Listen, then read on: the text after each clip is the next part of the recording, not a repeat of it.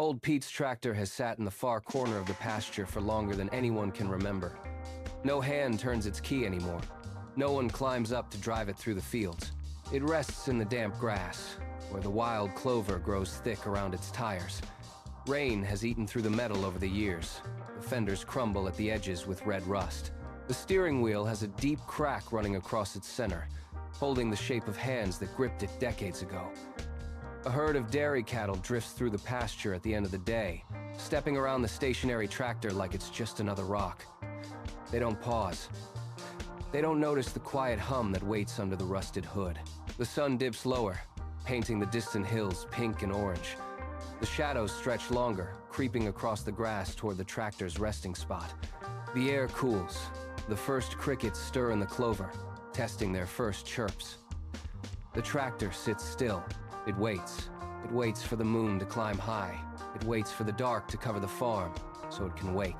The sun dips fully below the hills, and the sky bleeds from orange to deep indigo. The first stars prickle through the dark, one by one, faint at first, then bright. The crickets find their rhythm, their chirps rolling out across the pasture in a constant, rolling wave. The moon creeps up over the tree line that marks the farm's northern edge. It climbs slow, dragging silver light across the grass, painting the clover and the wild thistle in cool, pale glow. It creeps closer to the tractor, sliding across the rusted fenders one by one. The crickets hold their rhythm for minutes, steady and loud. Then, just as the moon's edge touches the cracked steering wheel, the whole field goes quiet. The chirps cut off all at once, like someone flipped a switch. The air hangs still, no wind to stir the grass. The cold settles deeper into the metal of the tractor's hood, sharp enough to frost the edges of the rust. The moon climbs higher, until its full face hangs above the pasture, and all of the tractor is bathed in silver light. No hand reaches for the key, no foot presses the starter. The quiet hum that waited under the hood all day swells, soft at first, then steady. The tractor wakes. It wakes without anyone turning the key. It wakes just like it does every night, when the crickets chirp and the moon climbs high. The hum swells from a quiet thrum to a deep vibration that you can feel through the grass. It travels up through the roots of the clover, ripples out across the dewy pasture, until the whole ground hums in time with the tractor's waking. Still no hand on the key. Still no foot on the starter pedal. The vibration builds for 10 slow seconds, coiling under the rusted hood like something waking from a long sleep. Then, the first sputter bursts out of the exhaust pipe. It's rough, thick with years of disuse, and it sends a puff of dark gray smoke curling up into the cool night air. The vibration cuts out. The hum dies back to a quiet thrum. For a heartbeat, nothing happens. The moon hangs still. The crickets don't start their chirps again. It feels like the tractor is catching its breath after all those years of sitting still. Then, the second sputter hits. It's stronger this time, rougher, and it catches. The engine roars to life. Not loud and raucous, but steady, a low, even rumble that settles into the night like it belongs there. The smoke puffs again, thinner this time, and drifts away toward the tree line. The whole tractor shivers, from the cracked steering wheel down to the treads of the tires. The rust flutters off the fenders in tiny flecks, carried away by the vibration. The front tires lift first, just an inch off the grass, slow enough for the dew to drip off the treads and back onto the ground. The back tires follow, lifting slow and steady, until all four black tires hang 10 inches above the damp, dewy grass. The engine keeps its steady rumble. The tractor hangs in the silver moonlight, free of the ground it has rested on for years, ready to move. The engine holds its low, steady rumble. No revving, no hesitation. It does not lurch forward or rush. It drifts, slow as the moon itself climbs across the sky, cutting a soft, invisible path through the cool night air. The dewdrops that clung to the metal fenders slide off one by one, falling silently back to the pasture grass far below. The tractor drifts straight toward the wooden fence that marks the farm's outer border. The fence has stood here for decades, posts rotting at the base, rails split by winter storms, holding nothing in and nothing out anymore. The tractor does not slow down. It keeps drifting forward, 10 inches off the ground, straight toward the top rail of the fence. Halfway there, a light breeze catches the side of the tractor's body, and it drifts half a foot left off its original path. The left fender brushes the top of the tallest fence post. The old wood can't take the pressure.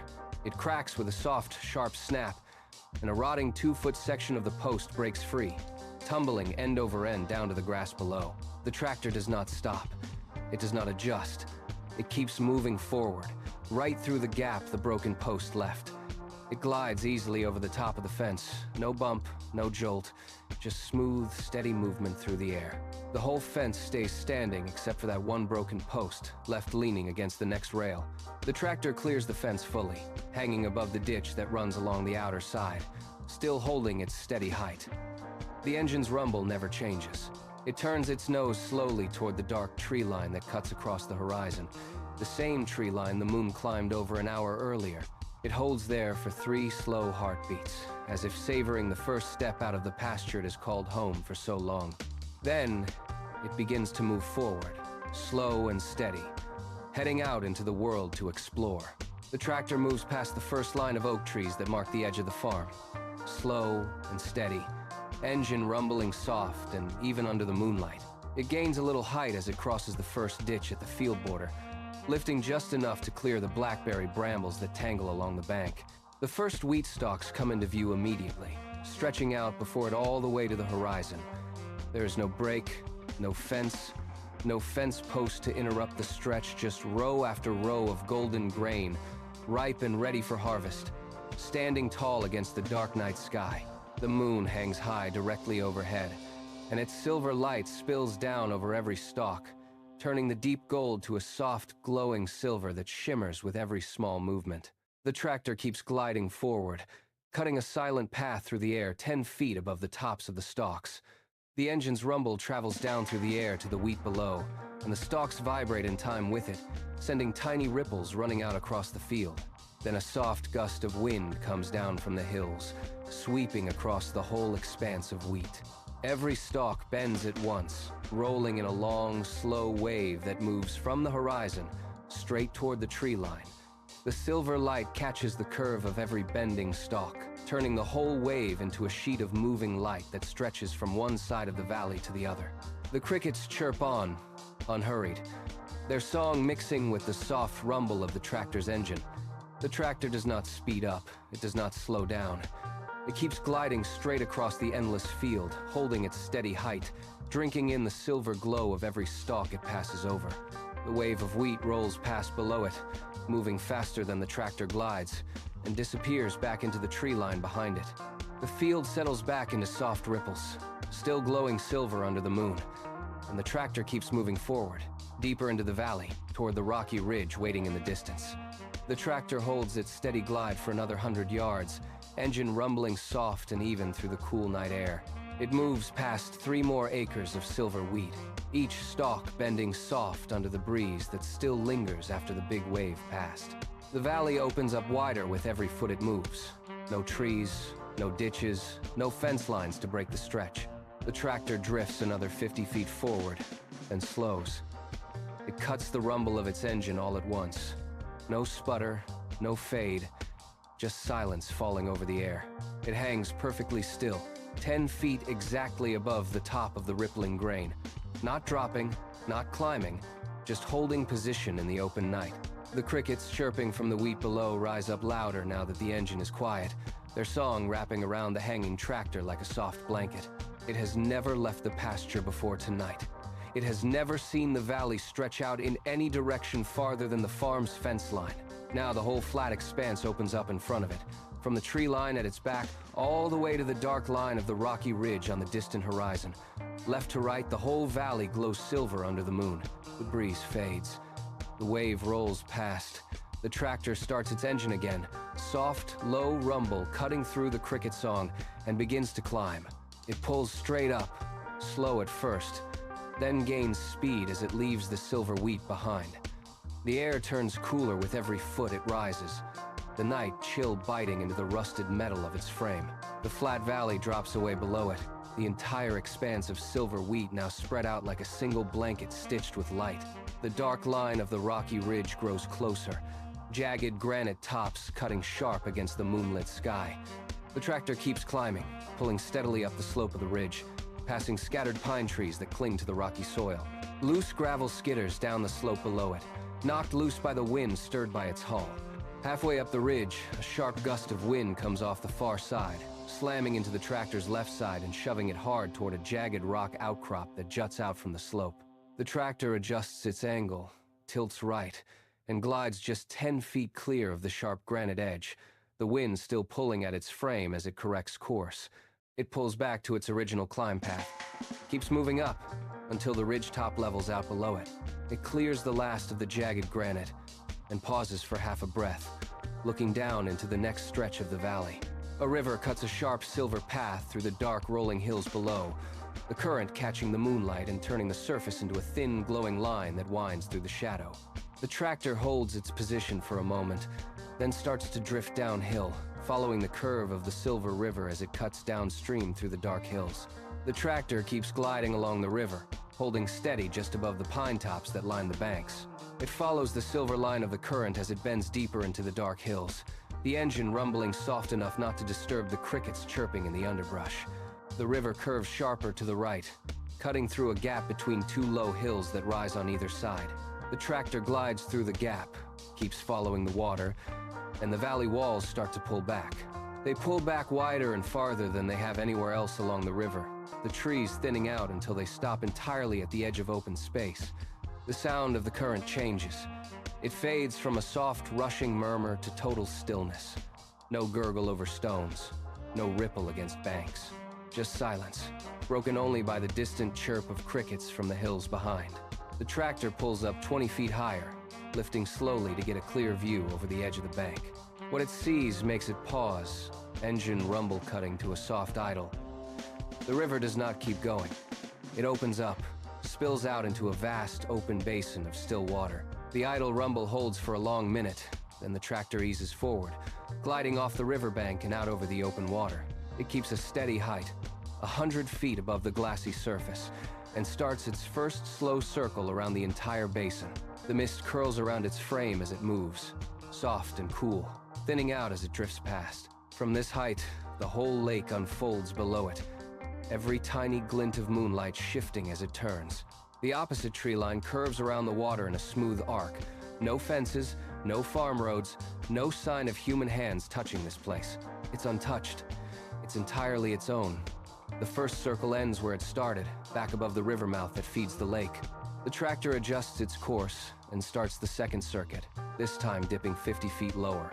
The mist grows thicker here, clinging to the rusted metal of its fenders, blurring the distant tree line just enough to soften the edges of the world. Halfway through the second circle, the tractor dips just a little more, and its front left tire brushes the still surface of the water. The perfect sheet of glass shatters. Ripples spread out in a wide, slow circle, breaking the million tiny glints into a rolling wave of light that moves all the way to the shore. The tractor pulls back up to its previous height, holds its course, and finishes the second circuit as the ripples slowly fade back to stillness. The tractor's engine holds a steady, soft rumble as it climbs, its path angled sharply upward into the dark sky above the hills. The air grows thinner as it gains height, colder against its metal frame, cutting through the warm mist it carried up from the lake. Below, the silver sheet of the lake shrinks into a small, bright patch, framed by the dark curve of the tree line. The hills spread out beneath it, rolling dark shapes that stretch all the way back to the valley where old Pete's farm sits. Too far now to pick out the pasture. The low rolling clouds draw closer, their edges glowing pale silver from the moonlight that filters through from above. They look soft from a distance, like piles of drifted cotton stretched across the sky. The tractor keeps climbing, and its front edge meets the first wisp of cloud. The mist wraps around it, thicker than the mist over the lake, clinging to every curve of its frame, damp and cool. The tractor keeps pushing forward, climbing higher, and the cloud thickens. First, the hills below fade to soft gray blurs. Then the moonlight dims, turning from bright silver to a faint muted glow that barely cuts through the white fog. The world shrinks. All that exists is the steady rumble of the engine, the cold damp of the cloud wrapping around the metal, and the upward push of the climb. The tractor's front edge cuts through the final thin layer of cloud, and the moonlight floods back all at once, bright and clear against cold metal. The last wisp of fog pulls away from its frame, drifting back down into the cloud layer below, and the tractor holds its position, hovering steady just above the thick blanket of white. For a long second, it can see nothing but the dark sky above, pricked with faint stars that were hidden behind the cloud. Then the wind shifts, and the cloud layer below shifts with it, pulling open a thin gap that cuts through the white. Golden light seeps up through the gap, warm and bright against the tractor's underside, nothing like the silver glow of the moon. The tractor holds its position, engine still rumbling soft and steady, and the cloud gap widens. Another gust of wind pulls the cloud layer apart, drawing it back to the left and right like a curtain being pulled open on a stage. More golden light spills upward, brighter now, pooling in the space between the clouds. The curtain keeps pulling back. The whole scene unfolds. Thousands upon thousands of tiny golden dots glow against the dark sweep of the land below, so many that they stretch from one edge of the horizon to the other. The lights are not scattered like the stars above. They are arranged. They follow straight lines that cut through the dark blocks of the city. Hundreds of lights in a row, stretching for miles.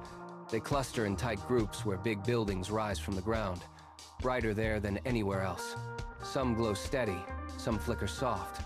Some shift from gold to white to red, never stopping. The moon's silver glow can't compete with this. The valley's faint, scattered lights from farmhouses can't compare.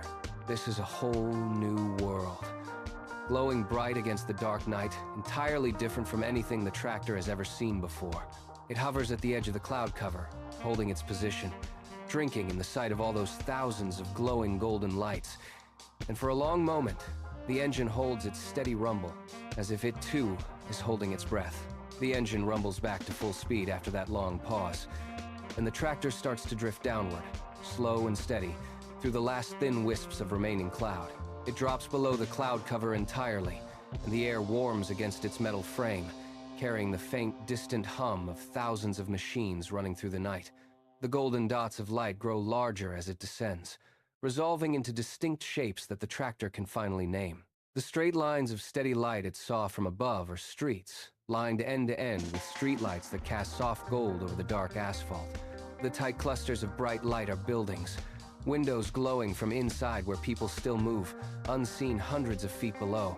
The tractor drifts horizontally now, angling toward the wide, straight ribbons of highway that cut through the outer edge of the city, cutting across the blocks of smaller buildings like sharp, dark lines.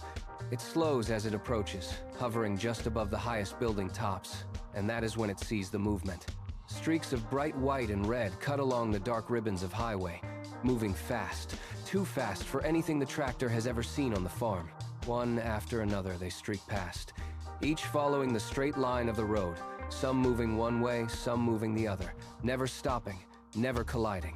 They look like fireflies. When it has followed the highway for 20 minutes, the tractor drifts off the straight route, turning toward the darker, quieter blocks that sit back from the road. It moves slower now, hovering lower, letting every new shape below resolve one by one, no detail slipping past. First, it glides over a vast open bowl, ringed with rows and rows of empty seats that climb high up the side of the bowl. The grass at the bottom is cut short, perfectly flat, marked with white lines that stretch from one end to the other. Not a single person sits in the seats. Not a single foot moves on the grass. The tractor circles once, slow, taking in the scale of it, this whole space built for crowds, silent and empty in the dark of night. It moves on, drifting past a cluster of small, closed buildings, and stops when it sees the huge circle frozen against the sky. It is a Ferris wheel, its big metal arms locked in place. The small passenger cars hanging still, not turning, not swaying, not carrying anyone up for a view of the city. The moon glints off its painted frame, turning the edges silver, but it does not move. The tractor holds position for a minute, as if waiting for it to start turning, then drifts on again, further into the quieter part of the city. Next, it passes a wide open expanse of cut green grass, divided by white lines into 4 rectangles. The smell of cut grass drifts up to the tractor, faint but sharp, and for a second it echoes the soft, sweet smell of hay cut back in its home pasture. The night has worn thin by the time the tractor drifts past the empty park. The air has turned cooler, pressing against the rusted metal of its frame, and the hum of the city has softened. Fewer lights glow in the building windows, fewer streaks of car light cut along the distant highways.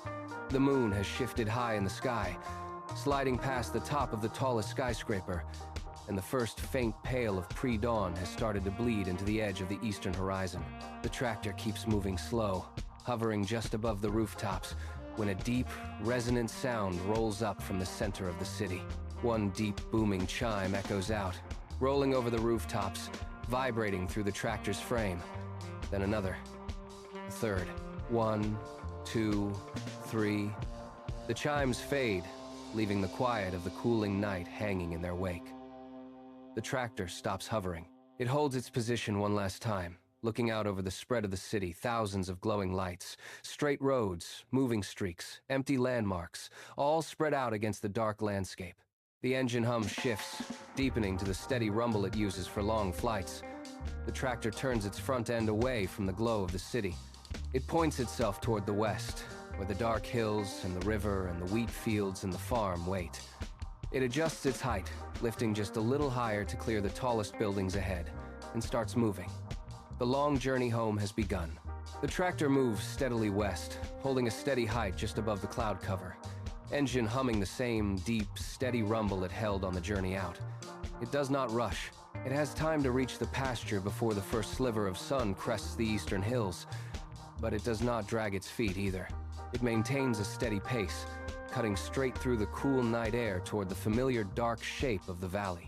The first landmark it meets is the line of low-rolling clouds it pushed through on the way up. It drifts down through the thin, misty layer, the moisture beating soft on its rusted metal frame, and clears the bottom edge to see the spread of the valley laid out below. Next comes the wide, open lake. The moon still hangs high enough to cast its reflection across the still water, turning the surface into that same sheet of broken glass it noticed on the way out. The tractor slows, circles the lake once more, just 3 slow turns, to hold the sight of it just a little longer. It has not forgotten the wonder of seeing this new place for the first time, and it wants to carry that memory back with it to the pasture. When it finishes the 3rd circle, it picks up speed again, turning toward the bend in the Silver River that cuts through the dark hills. It follows the same path it took downstream on the outward journey, now moving upstream, the current glinting silver below it, the dark shape of the hills rising sharp on either side of the water. The river leads it straight to the rocky ridge that cuts across the county. The tractor climbs just enough to clear the jagged tops of the rocks, the stone dark and cold below it, the wind picking up a little as it crosses the high ground. It clears the ridge on the other side and drops back down to the same 10 feet of height it held when it first explored the wheat fields. The golden stalks ripple below it in the soft night breeze, glowing silver in the moonlight just as they did when the tractor first drifted out over them. The tractor holds its steady 10-foot height as it glides across the last 100 yards of wheat. The night breeze still ripples through the silver stalks, the same soft rustle following it all the way to the fence line. It drifts up just a fraction of an inch to clear the top rail of the weathered wooden fence, the old wood rough and dark below its undercarriage. It clears the fence easily and drifts out over the familiar pasture. The grass here is damp with night dew, just like it is every night, the blades bending soft under the faint moonlight.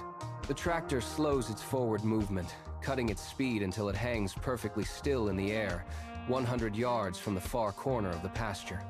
It holds that position, engine humming soft, looking out over the spread of the farm that it knows better than any other place. It has been gone for hours, traveled further than it ever has before, seen things it never imagined existed. Now that it is back, the pasture feels smaller than it did when it left, softer, quieter. It holds the memory of the glowing city lights, the silver river, the sheet glass lake, the endless waves of wheat, all wrapped up in the low hum of its engine. It does not rush. It lets the cool night air wash over its frame, lets the memory of the night settle into every rusted inch of its metal. When it is ready, it starts drifting forward again, slow as breath, moving straight toward that far corner where it has sat every day for years. It drifts lower and lower, sinking toward the damp grass, engine hum softening with every foot it drops. The tip of the front tire brushes the grass first, light as a kiss. The back tires follow, sinking slow into the soft, dewy blades. The whole tractor settles, weight shifting gently until it sits solid on the ground, just where it has always sat. No jolt, no bump. Just a soft, silent settling into the familiar spot. The engine sputters once, then it cuts out completely. The silence of the night closes back in around the pasture. The crickets keep chirping. The moon keeps climbing. The tractor sits still. It waits. The first pale pink light bleeds over the eastern hills, seeping slow across the sky and chasing the deep black of night back to the horizon.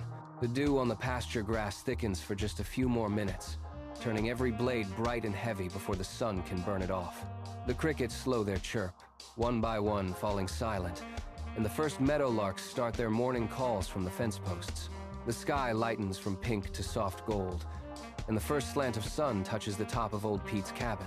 He wakes at the same time he does every morning, before the sun clears the hills, pulls his boots on, and steps out the back door to start his daily rounds. The first job on his list today is checking the west pasture fences, after the storm last week knocked a few posts loose. He walks slow across the dewy grass, boots sinking soft into the damp ground with every step, the cool morning air stinging the tip of his nose. He crosses the first half of the pasture, checks one loose post, tightens a wire with his bare hand, and keeps moving toward the far corner where the tractor sits. He is 10 yards away when his boot stops. He looks down. Right across the dewy grass, clear as day, are tire tracks. They start right at the front of the tractor, stretch out 20 yards toward the fence, and stop dead. No tracks leading in, no tracks leading out. Just a set of fresh tire prints that end in the middle of the open grass, with no explanation for how they got there. Old Pete stands there, squinting at the tracks, then looks up at the motionless tractor sitting in its corner. He runs a hand over the gray stubble on his chin. He thinks about the storm. He thinks about wild deer running through the pasture. He thinks about any number of things that could have stirred up the grass. Nothing lines up. But Old Pete has been farming this land for 40 years. He has seen stranger things than misplaced tire tracks. He shrugs one shoulder. He shifts his weight. He does not press for an answer. He turns his head, looks past the tractor toward the broken gate at the south end of the pasture, and takes another step forward. The cool morning breeze carries the smell of clover and damp dirt as he walks, and more meadowlarks take flight from the fence posts as he passes. He keeps his eyes on the broken gate half a mile ahead, the structure leaning loose against the post where the last winter storm pushed a fallen oak into it. The oak is long gone, dragged off to the woodpile for next winter's fire, but the gate has hung broken ever since, waiting for a dry day like this to fix it. Old Pete crosses the last of the pasture, boots brushing through the low wild clover that grows along the fence line, and stops right in front of the gate. He wraps one calloused hand around the top rail and gives it a gentle shake. It sways loose, just as he remembered, the wood creaking where the hinge pulled away from the post. He leans in closer, squinting against the sun that now slants over the hills directly into his eyes, and runs a finger along the broken iron hinge plate. The head of the mounting bolt snapped clean off during the impact, leaving the threaded end stuck deep in the cedar post. The wood around the bolt hole split when the gate fell, splitting a 2-inch crack up the side of the post. Old Pete nods to himself, confirms the damage he already suspected, and lifts one hand to the pocket of his overalls. His fingers close around the cold steel handle of the wrench he stashed there before he left the cabin that morning. The tractor sits motionless in its familiar spot, right in the far corner of the west pasture, its black tires pressing soft into the damp, dew-heavy grass. The morning sun climbs higher, casting long shadows across the field, and warms the rusted metal of its fenders, turning the cold iron soft to the touch against the air. The cracked steering wheel holds the faint coolness of the night just past, still holding the memory of the long flight across the valley, over the river and the wheat fields and the glowing city far beyond the ridge. A soft morning breeze drifts down from the hills, stirring the tall grass that grows around the tractor's wheels, bending the blades in slow rolling waves that lap at its tires like water. Somewhere behind it, the sharp tap of Old Pete's wrench echoes against the cedar gatepost. Each strike steady and sure, focused entirely on the work at hand. The sound carries across the open pasture, clear and bright in the still morning air, but the tractor does not move. It holds its secret close, just as it has done every morning after every nightly flight. It waits. It is patient. It knows the sun will set again. It waits for the next night, when it can glide over the fence again and head out into the world, and find more new places to see.